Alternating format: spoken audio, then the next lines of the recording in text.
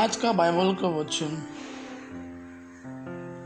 सन पौलुस का कोरिन्थियों के नाम दूसरा पत्र अध्याय 4 वचन 7 से 15 और आज का सुसमाचार सन मत्ती के अनुसार अध्याय 20 वचन 20 से 28। सन पौलुस का कोरिन्थियों के नाम दूसरा पत्र अध्याय 4 वचन 7 से 15। यह अमूल्य निधि हम में मिट्टी के पात्रों में रखी रहती है, जिससे यह स्पष्ट हो जाए कि यह अलौकिक सामर्थ्य हमारा अपना नहीं बल्कि ईश्वर का है। हम कष्टों से घिरे रहते हैं परंतु कभी हार नहीं मानते। हम परेशान होते हैं परंतु कभी निराश नहीं होते।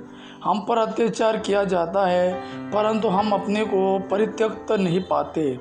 हमको पछाड़ दिया जाता है परंतु हम नष्ट नहीं होते। हम हर समय अपने शरीर में ईसा के दुख भोग तथा मृत्यु का अनुभव करते हैं, जिससे ईसा का जीवन भी हमारे शरीर में प्रत्यक्ष हो जाए।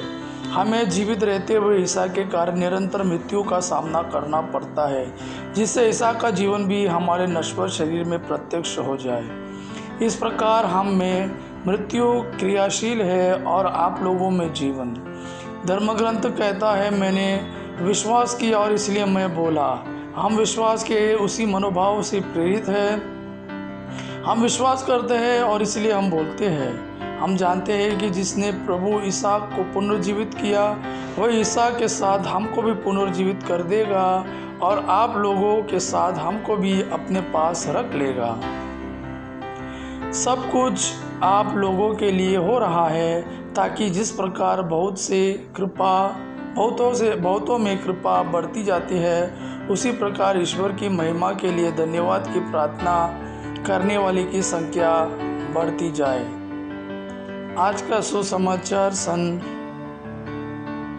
मत्ती के अनुसार अध्याय 20 वचन 20 से 28। उस समय जेबेदी के पुत्रों की माता अपने पुत्रों के साथ ईसा के पास आई और उसने दंडवत कर उनसे एक निवेदन करना चाहा। ईसा ने उससे कहा, क्या चाहती हो?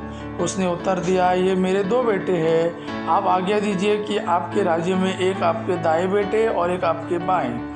ईसा ने उनसे कहा, तुम नहीं जानते कि क्या मांग रहे हो? जो प्याला मैं पीने वाला हूँ, क्या तुम उसे पी सकते हो? उन्होंने उत्तर दिया, हम भी पी सकते हैं।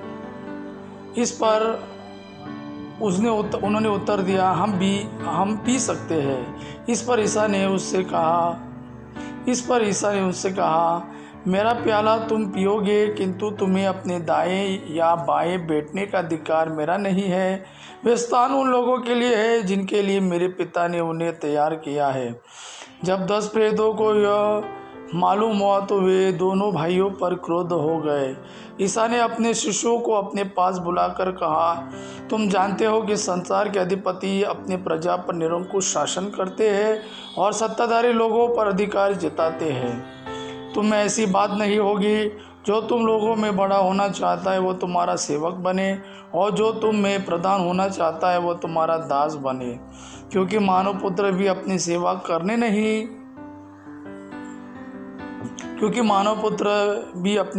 कराने नहीं बल्कि सेवा करने तथा बहुतों के उद्धार के लिए अपने प्राण देने आया है। यह प्रभु का वाणी है। प्रभु को धन्यवाद। आबा पिता की महिमा और पुत्र यीशु का प्रेम आप पर सदा सर्वदा बना रहे। आमीन।